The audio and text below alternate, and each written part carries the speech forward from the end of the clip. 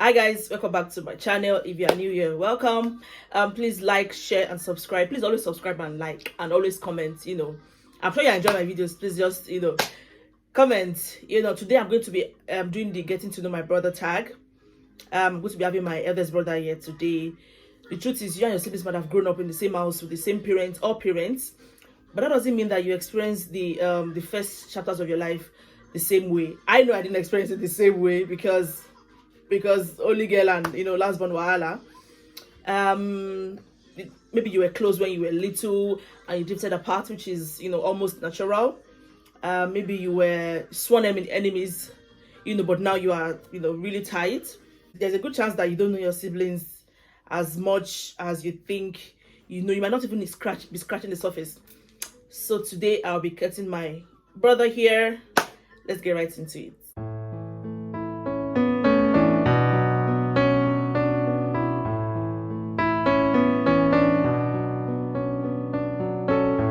So I'll be inviting my brother now. Drum roll. My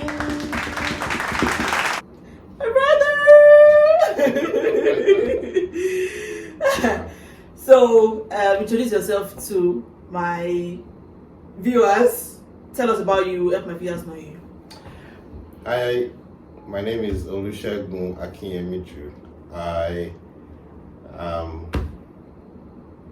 What do I say? Okay, so I am a marketing advertising professional. Also a strategist, business analyst, a lover of dance and music, happily married with 2 beautiful children. What else? What's that? Anyway, maybe these questions will help my viewers know you more. Better because so much to say. Yes. Okay. So what does your ideal day look like? Different parts of the year it's kind of different. It starts with waking up at 6 a.m. in the morning. I'm trying to start my day early. It's a day that I have to get to the office. I'll have to be up by to 6, and make sure the kids are whoever's preparing them is on track. And then I go have my shower. Luckily for me, my office is very close, so I don't leave until 7:30. And it didn't used to be like that before. It was all the time. So, but now I'm grateful that it's close, so I can leave at 7:30 and then get to the office and do office till 7 o'clock again. And yes, and I'm back home with family. I'm trying to catch a movie or try to gist with family, with the kids, and then to bed, and then the cycle continues. Very important. Yeah, so some days there we take a walk in the morning. How did I forget that? So it's 6 in the morning, we get ready to take a walk. Yes, it does. An hour and a half every day, between 4 and 5 kilometers, sometimes 3 kilometers, depending on how we're feeling, my wife and I. We take that walk, and and sometimes in the sprinkle we enter the gym. Yes. Okay. You look like a creative artist. Of course, I'm sure you're wondering that I have a long extension. He does too. It's not an extension. It is hair, guys. It is hair. So you look like a creative artist. Tell us about it. Creative artist. So I'm in the creative industry. From performing arts to creative arts, and in between. So in advertising, it's also a creative space, constantly creating stuff for brands and for industries and for markets. And so we're always creating, whether in the performing arts, in the creative arts, or in the ideas arts. Okay. Constantly creating. So this is like Know me better now. Better intro. Yes. Okay, so how did you feel when I had to relocate abroad? Gay, let's go. It's like a short question before. How did I feel? I was excited because a lot had happened in our family at the time. And somehow I think it was just anything good news was news. So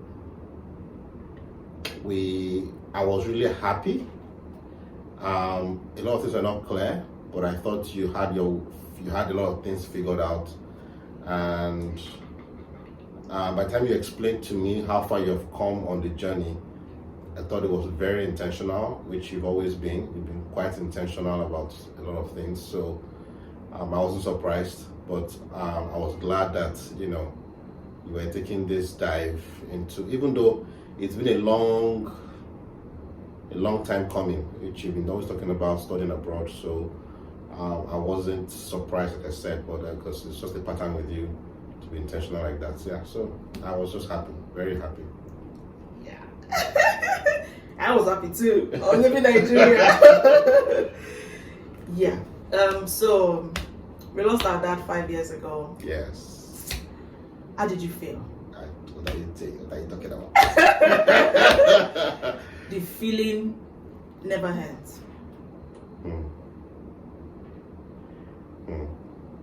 Okay. So that was my best friend. He's still my best friend because I still talk to him in my head a lot of times. Yeah. I still ask him questions. What will you have me do?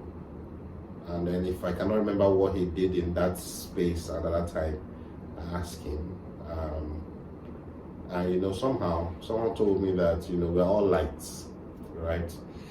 And every light gives birth to another light, and so we keep existing as lights. So he's existing as this light of his father. I'm existing as a light from him, and so he's still existing in my form.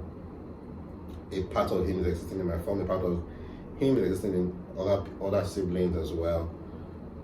So I that was comforting for me when I heard that a few weeks ago.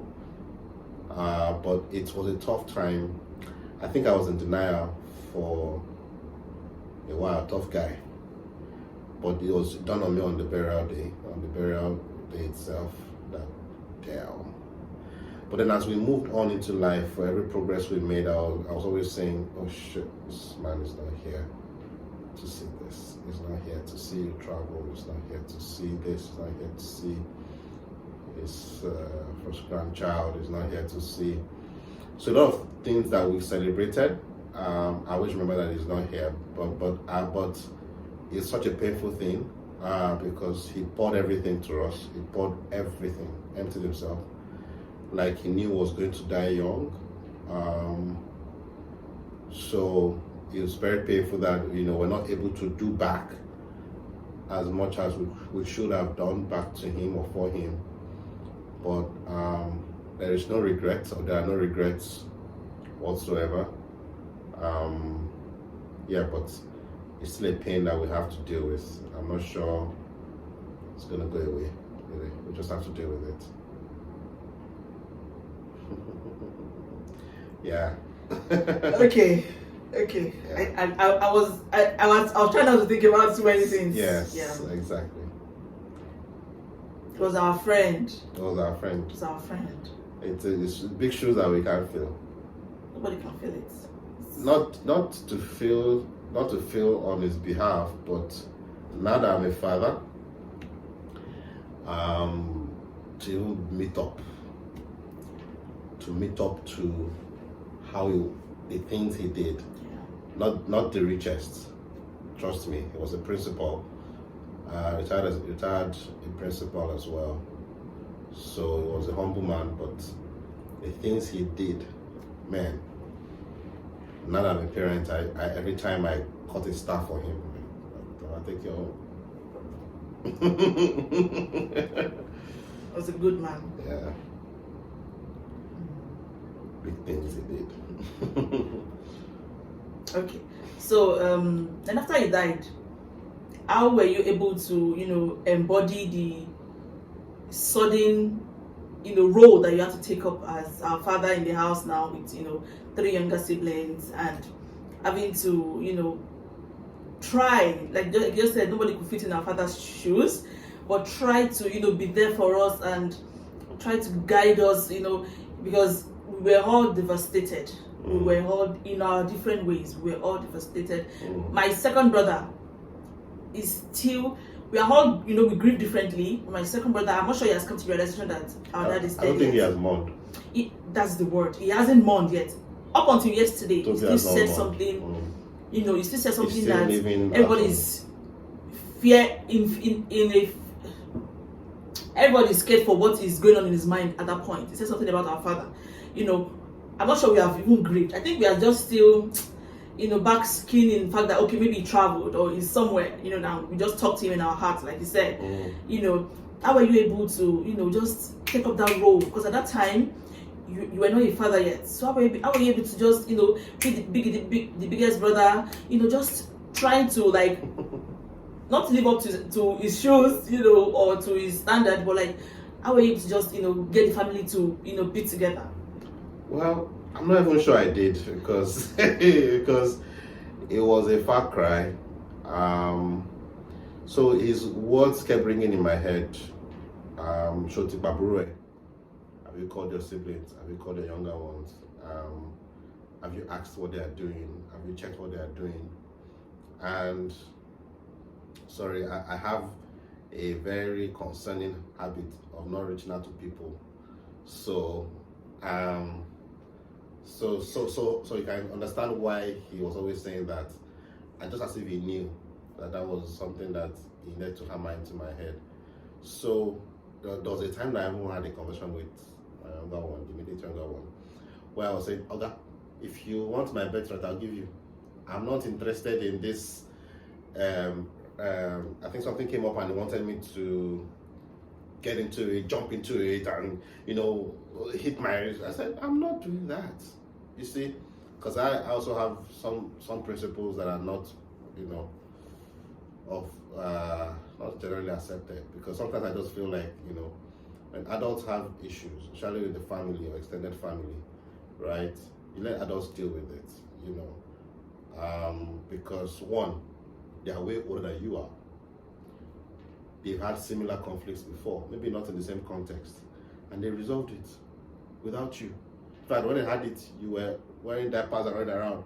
So now you want to come in like the wise one to now? No. So some conflicts I stayed away from.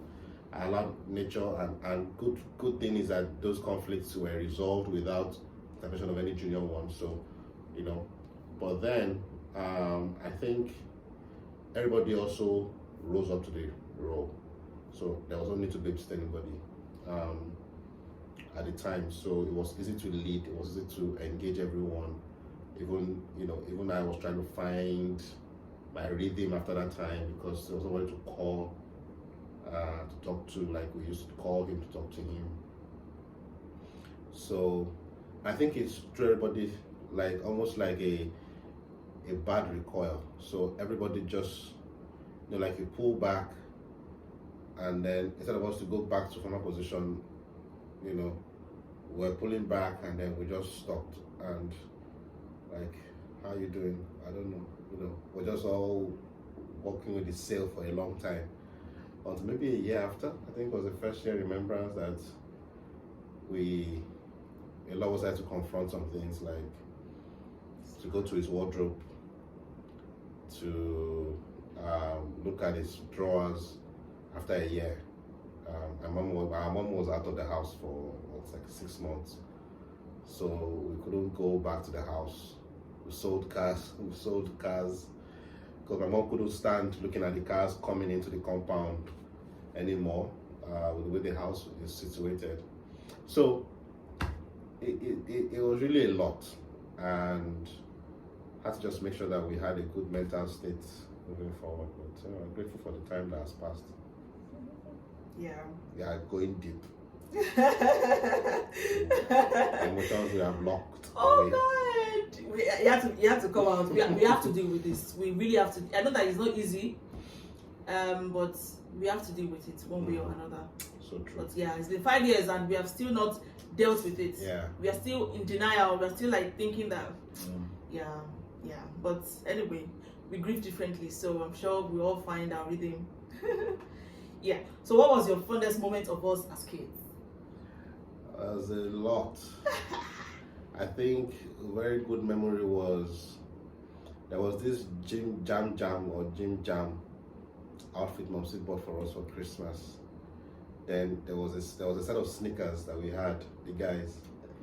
You remember I was little, but I remember. The 3 guys had the purple, orange, and something of that color, pink-ish or something. So the white sneakers was almost like Air Force One. Air Force One. It was almost like the Air Force One. Air Force One. It had this touch of stuff. Was so cool. We were like the cool kids of town with that carton color, grayish pants. Yes. Then we had 3 different colors of shirts, patterned shirts, very nice. And you had a gown, a green gown like this. This was, I think I was 7 or 8 at the time, or 10-ish, because we were really small. Yeah, and we had it on, church, like cool cards. Cool cards. Oh God, sweet memories. I'm telling you, so quite a lot of it. That was part of it. I think had quite a lot. Actually, I don't even know which one to remember now. We had quite a lot of colloquials that we used in the house with our neighbors. So there were a lot of inside jokes that we had with the artisans just by the house, with our landlord at the time, and the way he speaks, and we make him in the house and role play. Memories. I think every memory is a memory. Everything you remember, there is something very significant to it. I think church was also one interesting part of our journey. The way we transited from different types of churches. I'll leave it like that. Before our dad became a priest, it was such a journey for us. But one thing I know for sure was that we were really close. We're really close. We went to the same primary school. Then I think I went to a federal school. My younger one went to a federal school. Then my parents were really concerned about letting the kids travel that far again. They couldn't go through that emotions anymore. So they had, last to go to private schools within the town. So yeah, and it just went on and on. But I love our Christmas. I loved the pig. Also used to bring home. Used to bring a lot of pork home. Then big chunk of beef. I need to put it in the freezer. Then also used to make soya milk.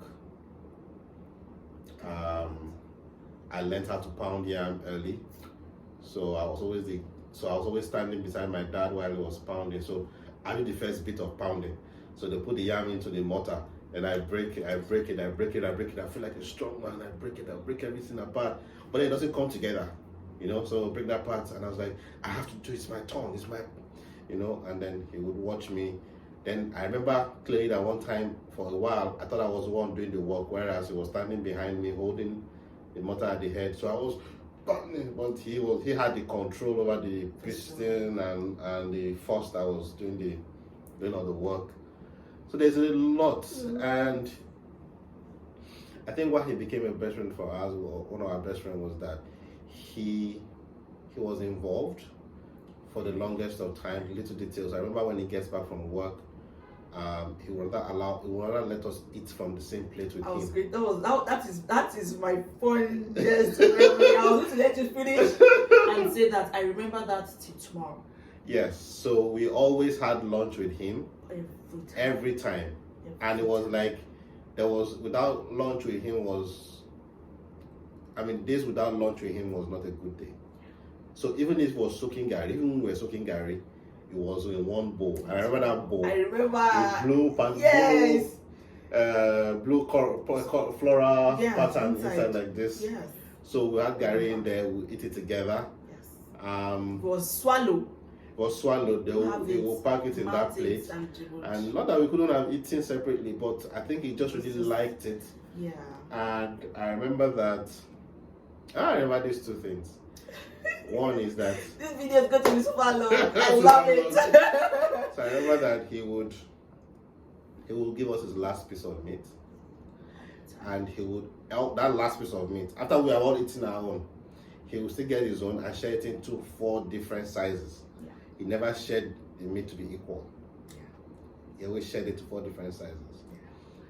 Then, so the second thing I remember is when they want to share stuff like 2 things, and we're 4 of us, 4 children, and they want to share into 4.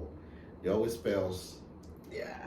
So what will mean is that if it was, let me say it was, we never shared bread like that, but it was always meat. Yeah. Or maybe drinks. Because we never shared. Bread was take your bread. Yes, you just take bread as you always have like, bread. When you're buying bread, you buy a lot. You buy a lot. We always have it. Just, so it was like if we were to share meat, they will share the meat almost like 70-30. Yeah. Then the second piece they will share between the brothers in between us. They will share like 60-40. Definitely. Yeah, I remember.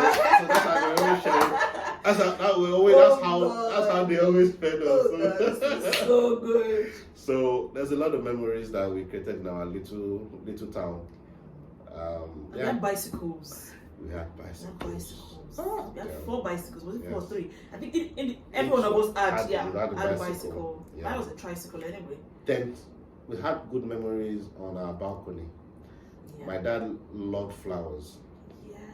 So our balcony had lots of flowers. He taught us to nurture them, taught us to water them. So we had a routine to water the flowers. Yes.